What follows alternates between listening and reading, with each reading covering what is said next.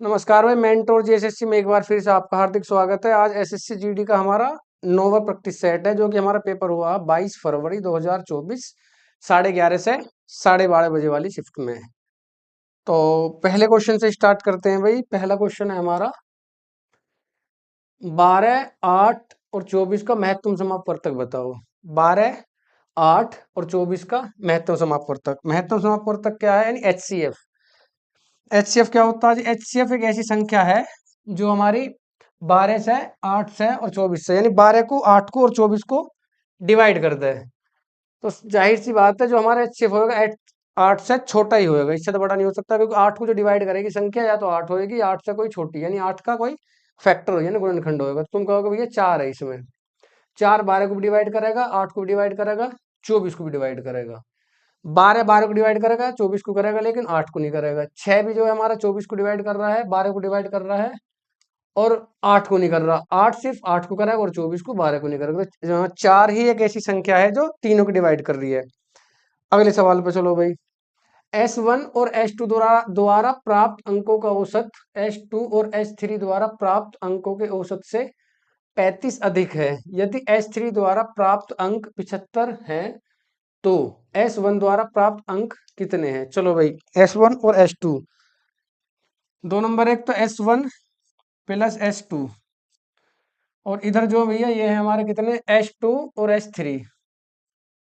S2 और S3 अंकों का जो औसत 35 है, अधिक है। किसका अधिक है भाई? S1 और S2 का जो औसत है S2 और S3 से 35 अधिक है, जिसमें कि S3 द्वारा प्राप्त अंक 75 है। S3 की वैल्यू दे रखी है हमें कितनी?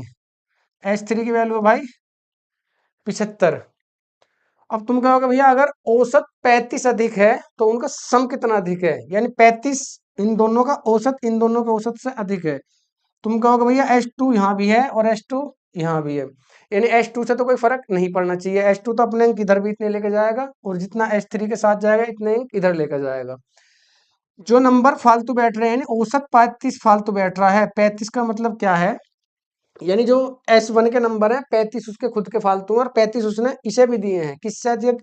S2 और S3 के सम से। तो तुम कहोगे कुल मिला के भैया 70 नंबर क्या है? फालतू बैठ रहे हैं किसके? S1 के। किससे? S2 और S3 के। अगर S3 के 75 नंबर हैं, कितने नंबर है भैया S3 के? 75। तो तुम कहोगे भैया 75 नंबर तो S3 के हैं, लेकिन इनका 70 नंबर ये क्या है? एक्स्ट्रा है। किसके पास? S1 के पास। तो टोटल कितना हो जाएगा भैया? 75 और प्लस 70, 5 और 7 और 7 14, 145। ऑप्शन नंबर एक, यानी S1 की जो S1 की जो वैल्यू है वो है भैया 145। उसके खुद के पास 145 नंबर हैं, उसने 145 में से 35 नंबर इसे दे दिए हैं S2 को, तभी तो इससे 75 नंबर। इसके तो टोटल वैल्यू दे रखी है ना 75, दोनों के मिला के 145 उसके पास क्या है? एक्स्ट्रा नंबर है। तो तुम कहोगे भैया S1 की वैल्यू 145। चलो भाई आगे। अगला क्वेश्चन। 48 सेंटीमीटर त्रिज्या वाले एक अर्धगोले को पिघलाकर 8 सेंटीमीटर त्रिज्या वाले कितने गोले की गंदे ना गेंद है? इससे बाद में करेंगे, सबसे लास्ट में थोड़ा सा बताएंगे इसके बारे में। पहले चलो भाई नेक्स्ट क्वेश्चन की तरफ। एक कक्षा के 14 विद्यार्थियों की औसत आयु 17 वर्ष है।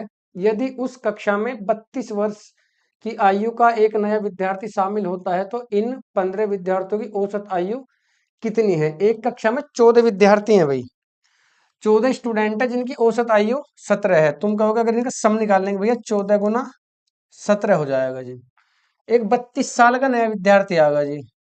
32 साल का नया विद्यार्थी आया, अब तो उसका नया औसत पूछा है 15 बच्चों का। 17 चौके 68, हासिल लगे 6, 17 एकम 17 और 6 कितने होते हैं? 23। तुमने कहा भैया 238 इनका सम है, 14 के 14 बच्चों का जो सम है 238। 32 साल का एक विद्यार्थी और आएगा जिसमें 32 साल का विद्यार्थी और आया। 8 और 2 10, हासिल लगा 1, 3 और 3 6 और 1 7, यानी 270। 32 साल के विद्यार्थी को जोड़ने के बाद जो इनकी टोटल सम है वो हुआ कितना हमारा? 270। अगर अब सम 270 है और विद्यार्थी कितने हैं भैया? विद्यार्थी हो गए भैया 15, तो इसका एवरेज कितना हो जाएगा? 15 एकम 15 और 12, 15 120, 18 वर्ष हो जाएगा जिनका एवरेज। कितना हो जाएगा एवरेज? 18। नेक्स्ट क्वेश्चन, तीन संख्याओं का योग 123 है। यदि पहली और दूसरी संख्याओं के बीच का अनुपात 3:4, दूसरी और तीसरी संख्या के बीच का अनुपात 3:5 है, तो दूसरी संख्या ज्ञात कीजिए। तीन तरह की संख्या है भाई, तीन संख्या हमारे पास, मान के चलो पहली संख्या, दूसरी संख्या और तीसरी संख्या। यदि पहली और दूसरी संख्या के बीच का अनुपात 3:4, जो पहली संख्या है उसका रेशो 3 है और दूसरी संख्या उसका रेशो 4 है। दूसरी और तीसरी संख्या के बीच का जो अनुपात 3:5 है, दूसरी और तीसरी के बीच 3:5। तुम कहोगे भैया इसमें जो तीसरी संख्या, दूसरी संख्या है उसका रेशो ऊपर तो 4 है और नीचे उसकी वैल्यू कितनी है? 3 है, यानी एक ही संख्या की दो वैल्यू दी हुई है हमें, जो कि गलत है। एक ही संख्या की एक वैल्यू होनी चाहिए। तो तुम क्या करोगे, इसे रेशो को क्या करेंगे, सेम करेंगे। अगर सेम करना है तो इसके सामने यहाँ 4 लिखे तो इसके सामने 3, 3 तिया 9, 3 चौक के 12 और 5 चौक के 20। पहली संख्या 9, दूसरी संख्या 12 और तीसरी संख्या 20। तो इन्होंने क्या दिया हुआ है हमें? हमें दिया हुआ है तीनों संख्याओं का योग 123। तीनों संख्याओं का योग कितना भी है? 123 है। तीनों संख्याओं का योग वैसे है कितना भाई? 20 और 12 32, 32 और 9 41। 41 से कितनी बार जाएगा ये? 3 बार।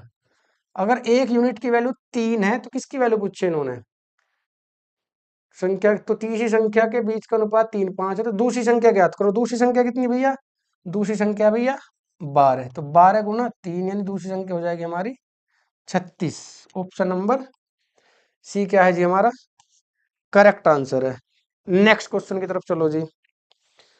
अगला क्वेश्चन है हमारा 42 गुना 3 plus 25 Guna 3 minus 14 divide by 7 गुना 5 का मान ज्ञात करो। बोर्ड मास का है, यानी सबसे पहले बोर्ड मास में ब्रैकेट सोल्व करेंगे। ब्रैकेट हमारे पास है नहीं। उसके बाद ऑफ, ऑफ भी इस क्वेश्चन में नहीं है। उसके बाद डिवाइड, डिवाइड इस क्वेश्चन में है। कहाँ है जी डिवाइड? डिवाइड भैया ये रहा, चिन्ह समिति से डिवाइड करेंगे हम। तो तुम कहोगे भी इधर मल्टीप्लाई भी कर लो साथ के साथ में। 3 दूनी 6 और 3 चौक 12, 126 प्लस 25 ती 75 और माइनस 7 दूनी 14, दो बार जाएगा और गुना 5। तुमने कहा भैया 126 प्लस 75 और माइनस 2×5 = 10।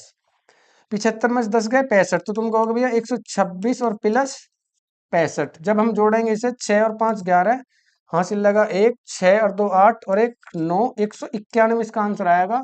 इसके ऑप्शन जो है बिल्कुल सारे ही अलग रख रखे हैं इन्होंने। जो टाइप राइटर है हमारा उसने बिल्कुल कहीं से और से ऑप्शन गलती से रख दिए। इसका आंसर आएगा 191। एक कक्षा में 40% लड़के हैं और लड़कियों की संख्या 54 है। कक्षा में लड़कों की संख्या कितनी है?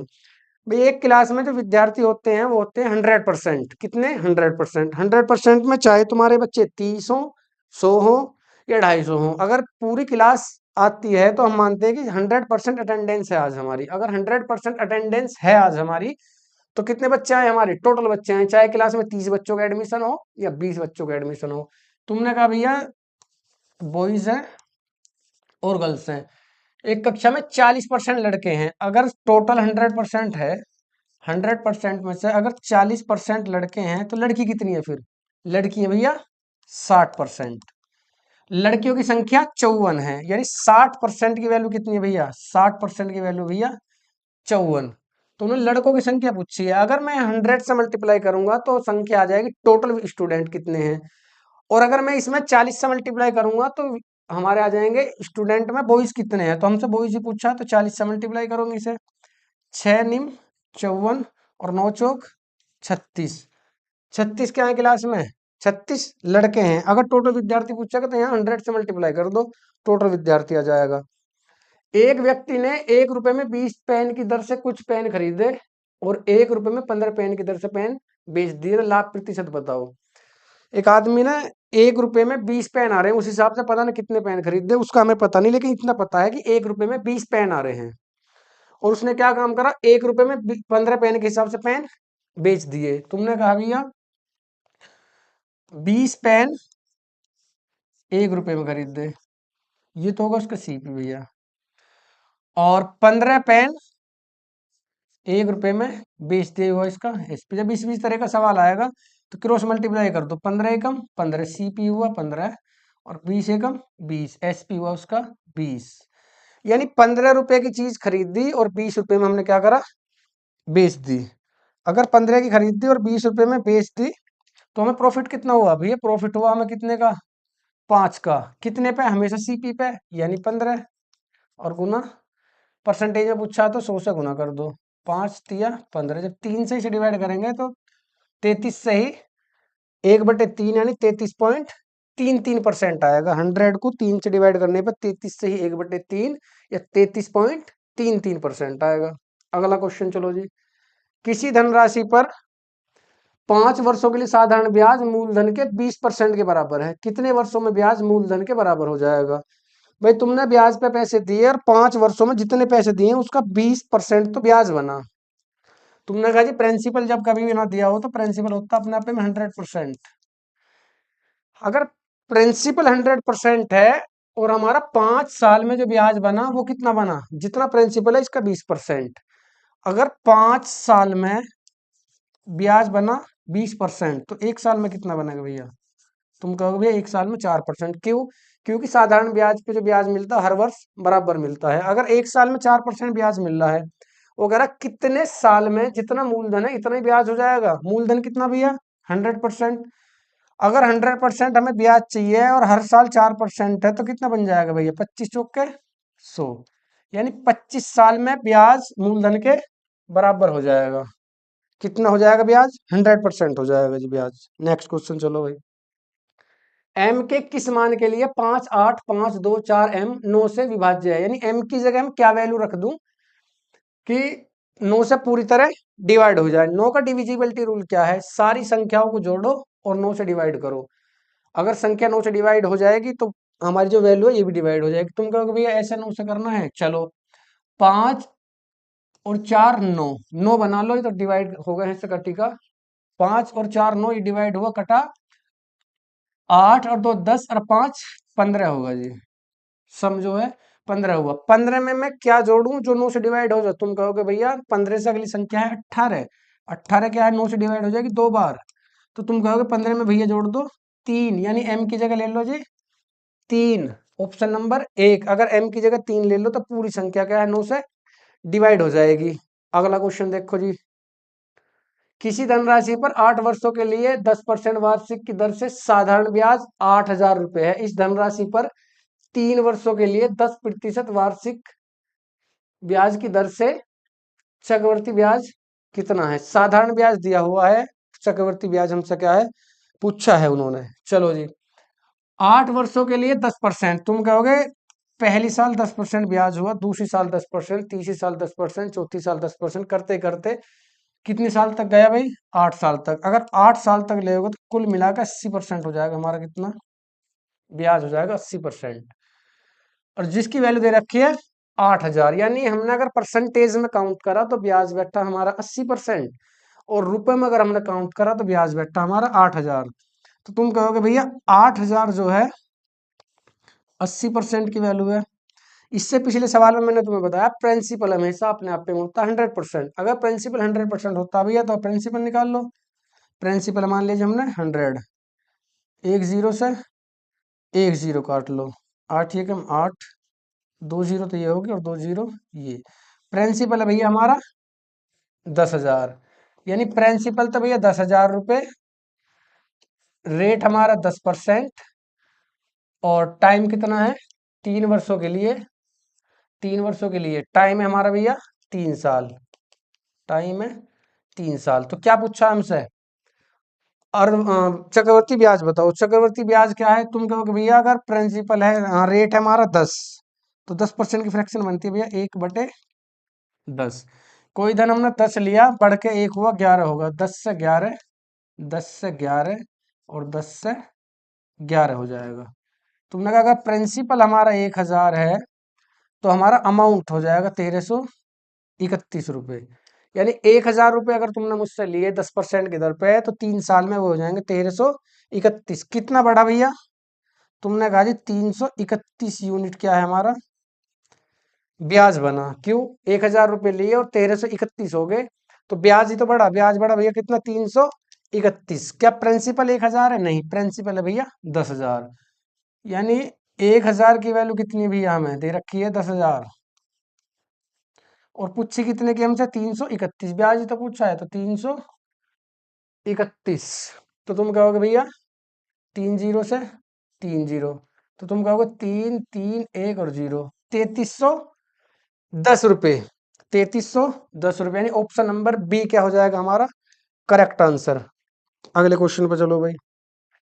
किसी वस्तु पर 10% की छूट प्रदान करने के बाद भी 10% का लाभ होता है, यदि कोई छूट नहीं दी जाए तो लाभ प्रतिशत कितना होगा?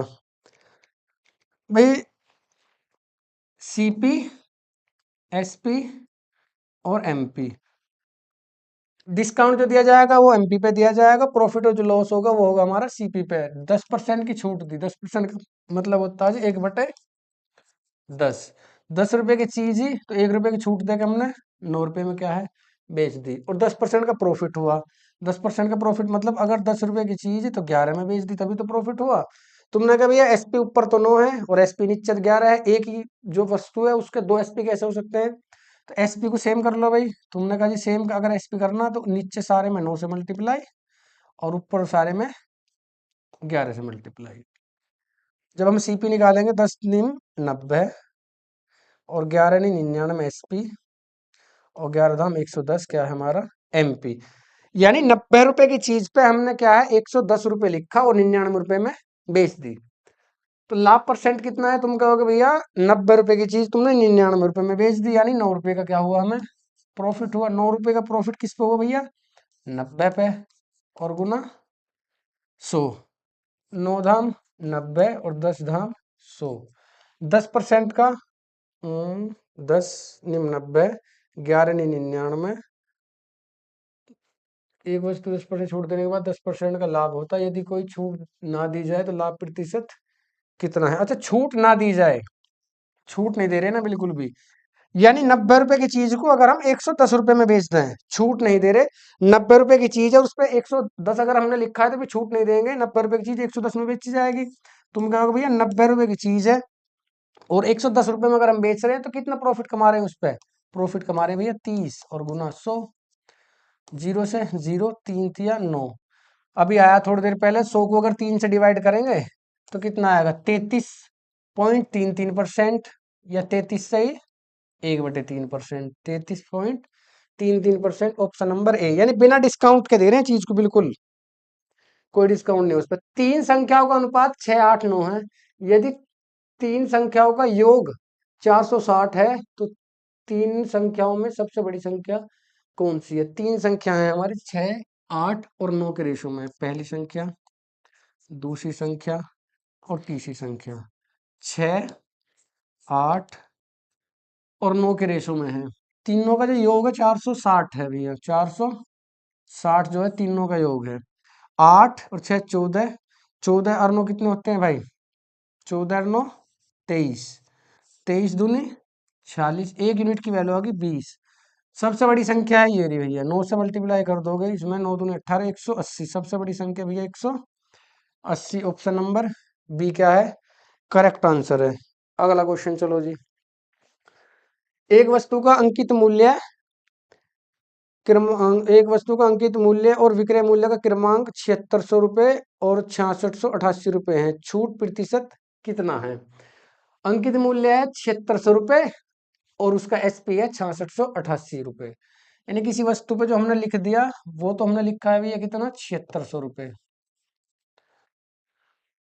और उसको जो हमने बेच दिया भैया वो हमने बेच दिया 6688 रुपये में।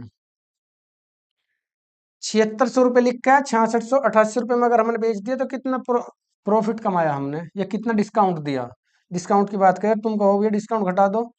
10 में से 8 गए 2, 9 में से 8 गया 7, और इधर 15 में से 6 गए 9, 972 रुपये का डिस्काउंट दिया, ना घटाया जा रहा हो तो यहाँ घटा लो भाई। 7600 और 6 6 8 8, 10 में से 8 गए 2, 9 में से 8 गए 1, 9 में 60 गए, एक चीज यहाँ गलत घट गया हमसे भी।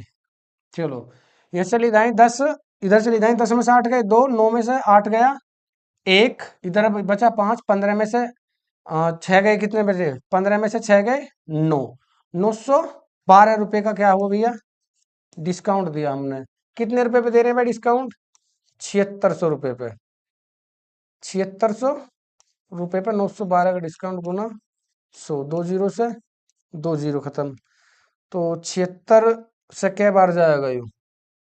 काट लो, 4 से काट लो, 4 दूनी 8, 1 4 दूनी 8, कितना बचा? 3, 4 अट्ठे 32, 4 से जाएगा 19 बार, 19 से कम 19, और 19 दूनी 38, 12% का क्या हमने उसको भैया डिस्काउंट दिया। 12% का डिस्काउंट। आगे चलो भाई, निम्न में से न्यूनतम संख्या कौन सी है? 27, 36, 56, 12, 10 से पूरी तरह विभाज्य हो जाए। भैया 4 ऑप्शन है, इन चारों में से ऐसी कौन सी संख्या है जो हमारी 27 से भी, 36 से, 56 से, 12 से और 10 से डिवाइड हो जाए? तुमने कहा भैया जो डिवाइड संख्या होगी इन सारों से होनी चाहिए, किसी एक से नहीं। हम पकड़ेंगे 10 को। 10 से सिर्फ वो संख्या डिवाइड हो सकती है जिसके लास्ट में जीरो हो। लास्ट में जीरो सिर्फ ऑप्शन नंबर डी के में ही है, यानी ऑप्शन नंबर डी हमारा क्या है? करेक्ट आंसर है। चेक करने की क्या है, जरूरत ही नहीं है। अगर चेक करोगे तो 12 से चेक करोगे, 27 से, 56 से, तो क्या दिक्कत है? दिक्कत ये आएगी भैया, लास्ट में संख्या ही वो होगी डिवाइड जिसके में जीरो आएगी। वो संख्या किससे डिवाइड होगी? 10 से। तो जीरो एक के में आ रही है, तो ये वाली संख्या ऐसी जो सबसे डिवाइड हो जाएगी। अगला ऑप्शन चलो क्वेश्चन। राकेश, महेश और पुलित मिलकर 20 मिनट में एक कुर्सी बना सकते हैं। एक राकेश है, एक महेश है, एक पुलित है। राकेश प्लस महेश और प्लस पुलित, तीनों मिलकर जो है 20 मिनट में एक कुर्सी बना रहे हैं भैया। और फिर राकेश और महेश, राकेश और प्लस महेश, ये दोनों मिलकर बना रहे हैं 25 मिनट में। तो किसका पूछा तुमसे? इसने अकेला क्यों? पुलित, पुलित अकेला। तो तुम कहो भैया इन दोनों का एलसीएम आएगा 100, 20 पंजे 100 और 25 चौके 100। राकेश, महेश और पुलित तीनों मिलकर एक दिन में 5 कुर्सी बनाएंगे, और राकेश और महेश मिलकर एक दिन में 4 कुर्सी बनाएंगे। अगर राकेश और महेश एक दिन में 4 कुर्सी बना रहे हैं तो इस 5 में जो है 4 कुर्सी किसकी हैं? राकेश की और महेश की 4 कुर्सी हैं इसमें। तो बची किसकी? पुलित की। पुलित एक दिन में कितनी कुर्सी बना रहा भैया? फिर पुलित बना रहा आज एक। तो भैया 100 कुर्सी बनानी है पुलित को, और एक दिन में एक कुर्सी बना रहा है। अगर 100 कुर्सी बनानी है और एक दिन में एक कुर्सी बना रहा है तो 100 दिन लगेंगे 100 कुर्सी बनाने में इसे। तो ऑप्शन नंबर के 100 मिनट, मिनट में है ना, तो मिनट है इसकी, 100 मिनट में बना देगा जी 100 कुर्सी। एक व्यक्ति एक वस्तु खरीदता है और 20% की हानि पर बेचता है।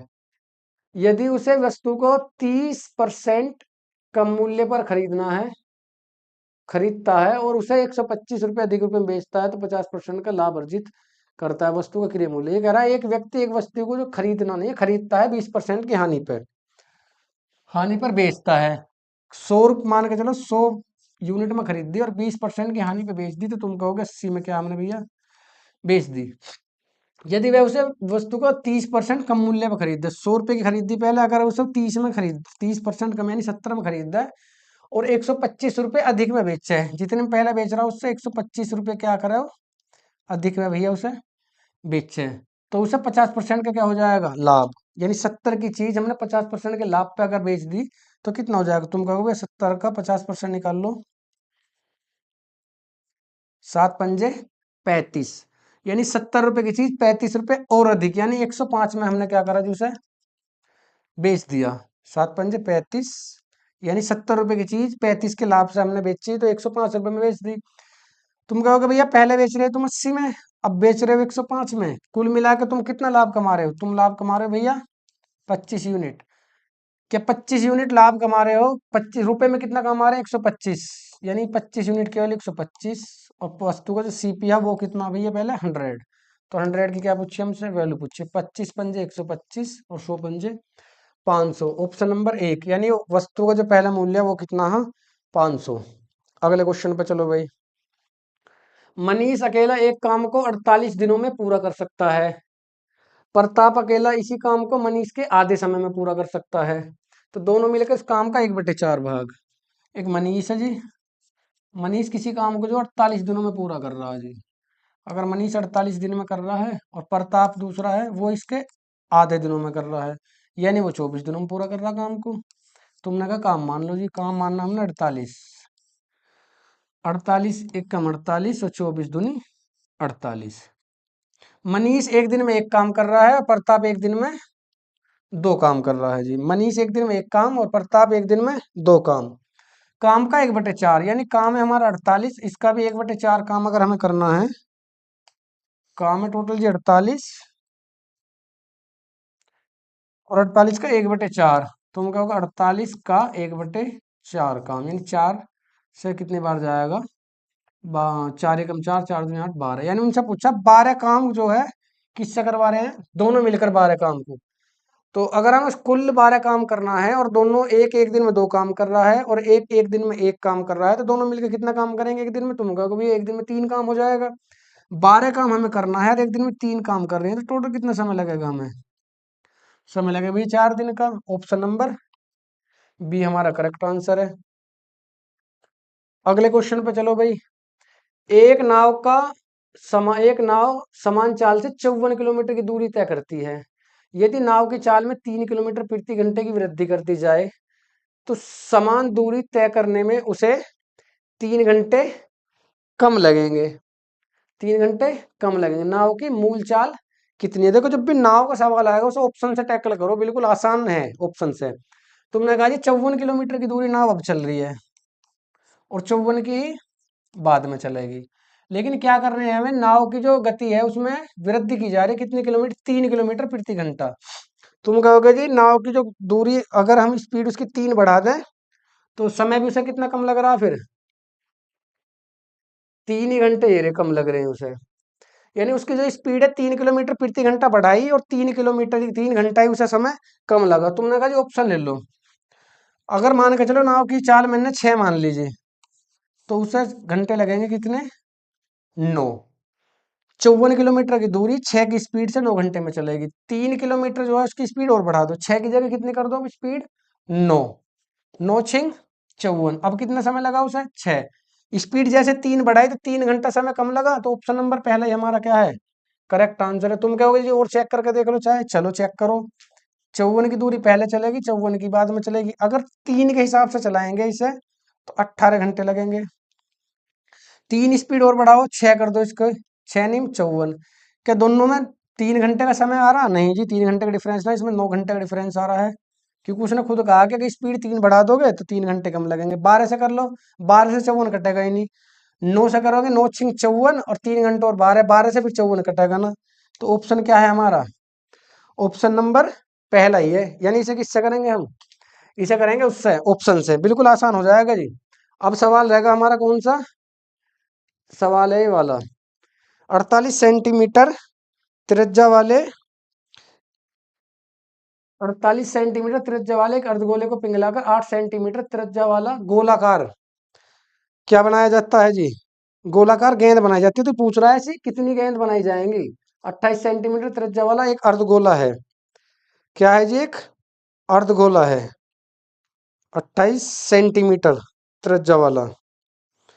देखो भाई जब भी किसी चीज को पिघला कर बनाएंगे हम तो क्या चीज चेंज नहीं होती उसमें, उसमें चेंज नहीं होती भैया उसका वॉल्यूम। कभी भी किसी चीज को पिघला कर बनाएंगे तो उसका वॉल्यूम चेंज नहीं हो सकता। एक तो होता है हमारा स्फेयर यानी गोला, एक होता है हेमिस्फेयर।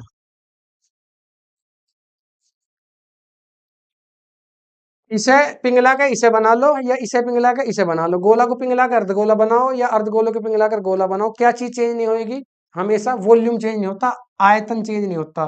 गोले का आयतन होता है भैया 4/3 पाई r क्यूब। हेमिस्फेयर जो अर्धगोला इसका होता है भैया 2/3 पाई r क्यूब। तुमने कहा भैया इसका वॉल्यूम और इसका वॉल्यूम क्या होना चाहिए, आपस में बराबर होना चाहिए। क्यों, बराबर इस वजह से होना चाहिए भैया, तुमने भी बताया कि किसी भी कंडीशन में अगर किसी भी चीज को पिघला के बनाएंगे तो उनका क्या है, वॉल्यूम चेंज नहीं होता। अगर वॉल्यूम चेंज नहीं होता तो चलो रखो। तुमने कहा भैया 4/3 गुना 22 अच्छा पाई की वैल्यू पाई रहने दो। 4/3 पाई आर, 48 सेंटीमीटर त्रिज्या वाला अर्धगोला को पिघलाकर 8 सेंटीमीटर वाली त्रिज्या वाले कितने गोले। तो गोले की जो त्रिज्या है, गोले की त्रिज्या है भैया 8, 8 गुना 8 गुना 8। ये तो हो जाएगा भैया हमारे जो है गोले का आयतन। इधर हेमिस्फेयर यानी अर्धगोला 2/3 पाई आर, इसकी त्रिज्या भी 48, 48 गुना 48 और गुना 48। तुमने कहा भैया पाई से तो पाई कट जाएगी, 8 से 6 बार 48 जाएगा, 8 से 6 बार 48 जाएगा, और 8 से 6 बार क्या है 48 चला जाएगा जी। चलो, और क्या कटेगा, तुमने कहा जी 3 से 3 कट जाएगा। इधर क्या बचेगा हमारा, इधर बचेगा भैया हमारा 2 दूनी 4 और 2 तिया 6। तो तुमने कहा जी इधर सिर्फ हमारी जो कैलकुलेशन बची वो बची 6 × 6 = 36, 36 × 3 = 108। यानी 108 क्या है, इसमें गोले बनाए जा सकते हैं, ऐसी 108 गेंद बनाई जा सकती हैं जिनकी त्रिज्या 8 सेंटीमीटर हो, 48 सेंटीमीटर त्रिज्या वाले एक अर्धगोले को पिघलाकर। तो भाई इसमें जो है 20 नहीं 19 सवाल है शायद। हाँ 19 सवाल है, सारे के सारे सवाल हमने क्या है कर लिए। एक बार चेक करेंगे कोई सा सवाल रह तो नहीं गया हमारा। सारे सवाल हमने जो है जी कर लिए हैं। तो ये प्रैक्टिस सेट नंबर 9 है, जो पेपर हमारा आया है 22 तारीख दूसरा महीना सन 2024 11:30 से 12:30। तो आज की सेवा यहीं समाप्त, फिर मिलेंगे अगली वीडियो में। धन्यवाद।